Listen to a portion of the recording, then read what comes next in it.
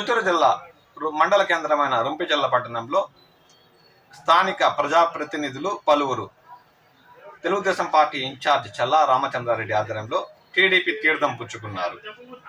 Ward మెంబర్ల కాడ నుండి ఎంపీటీసీలు, మాజీ జెడ్పీటీసీలు, ప్రస్తుత సర్పంచులు పలువురు తెలుగుదేశం పార్టీలో చేరి చల్లా రామచంద్రారెడ్డి చేతుల మీదుగా తెలుగుదేశం పార్టీ కండవాను కప్పుకున్నారు. ఆ దృశ్యాలేంటో చూద్దాం పదండి.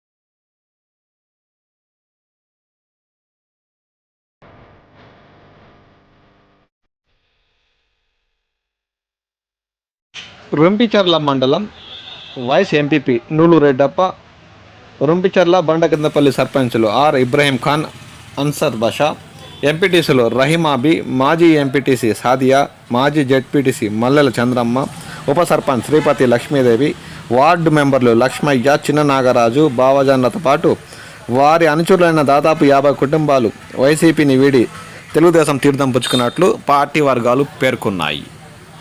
ఈ సందర్భంగా పొంగునూరు నియోజకవర్గం తెలుగుదేశం పార్టీ ఇన్ఛార్జ్ చల్లా రామచంద్రారెడ్డి వారిని పార్టీలకి కండువాన కప్పి సాధారణంగా ఆహ్వానించారు.